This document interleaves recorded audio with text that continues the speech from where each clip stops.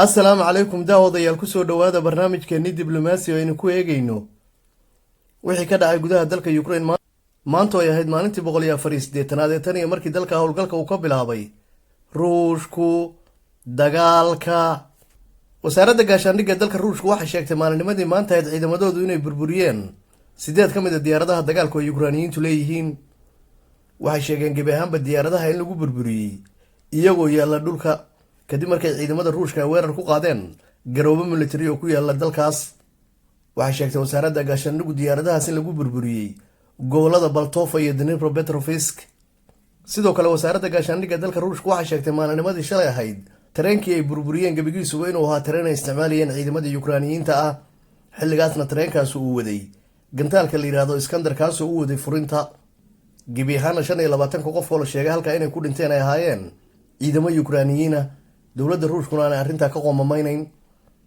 waxa yar dabadeedna dowladda Ukraine oo ku doodaysa tareenkaas inuu ahaa gebi ahaantiisu mid dadka ka wada waxay ka noqotay booskeedii iyadoo sheegtay in tareenka guryo ka agdhow ay ku dhinteen dadka rayidka ahi. tan ayaa waxay noqonaysaa markii ugu horeysay ee adduunku ku baraarugo dowladda Ukraine inay been weyn sheegtay. madaxweynaha dalka Ruushka Vladimir Putin waxa uu ballan qaaday 500,000 oo hor leh inuu qori doono ciidamada Ruushka. ciidamada Ruushka ayaa haatan tiradoodu tahay 1,900,000 waxaana uu ballan qaaday sida ugu dhaqsiyaha badan inuu gaarsiin doono 2,400,000 oo askari.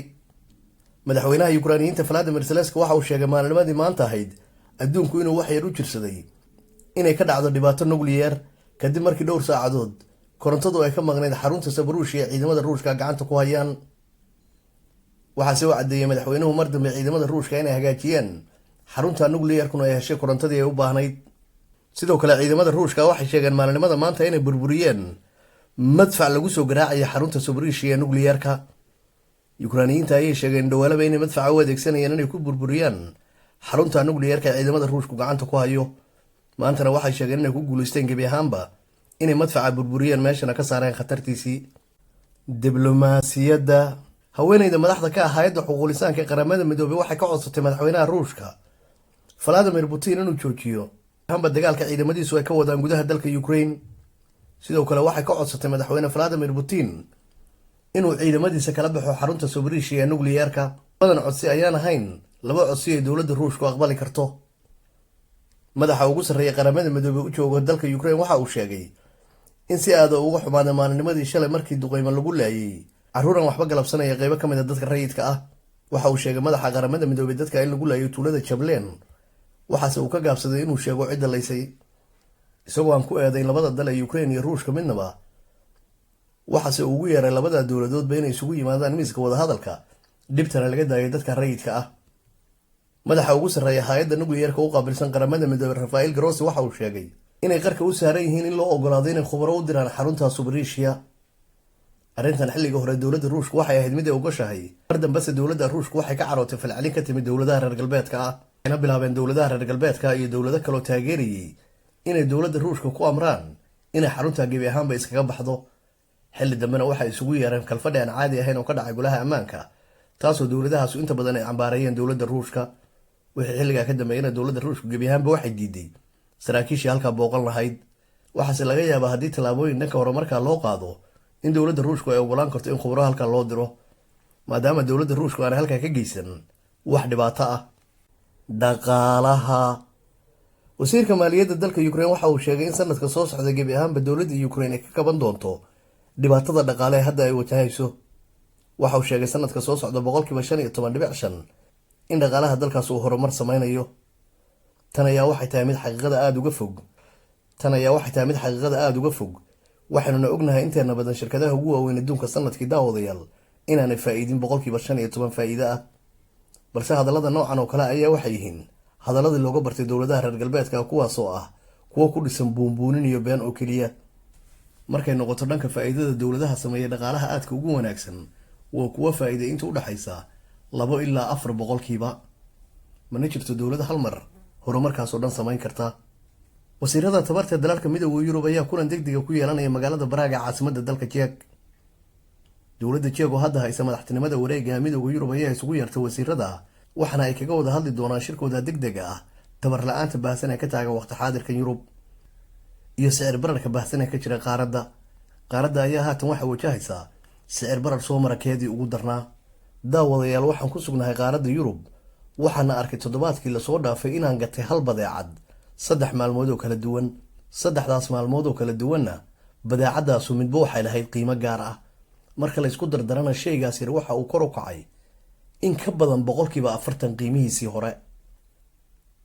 waxaadna halka ka dareemaysaa shaygaas qiimihiisii in la saaray ku dhawaad kala bar. dhanka kale waxaan isbedelin gebi ahaanba dakhligii soo geli jiray dadka ku nool Yurub haddii ay noqon lahaayeen kuwa shaqeeya ama kuwa dowladaha wax ka qaata. badeecaduhuna waxay noqdeen kuwa aada ugu kacay. haddii aad ahayd qof ku nool toddobaadkii $300, hadda waxaa kugu filan ugu yaraan $500 toddobaadkii. qodobka maanta, dowladda Turkiga ayaa maalinimadii maanta ahayd jawaab waafiya siisay dowladda Maraykanka.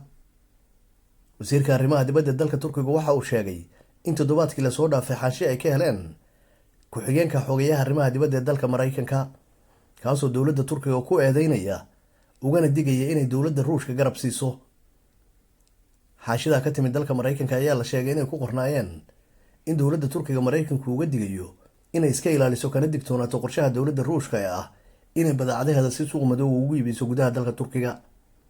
arrintaasuna waxay ka caraysay durbadiiba dowladda Turkiga, waxayna arrintan uga jawaabtay si cara leh. waxa uu sheegtay dowladda Maraykanka dalka Turkigu inuu yahay dal dimuqraadi ah, taariikh iyo sooyaal aada u wanaagsanna leh, kalena garanaya waxa wanaagsan iyo waxa xun, oo aan ahayn dowlad ka sugta in dowlado kale ay wax u yeeriyaan. sidoo kale waxay sheegtay wasaaradda arrimaha dibadda ee dalka Turkiga dalkoodu inaanu ahayn mid siyaabo si madow lagaga ganacsado, balse uu yahay mid ka mid ah horyaalka ganacsiga adduunka.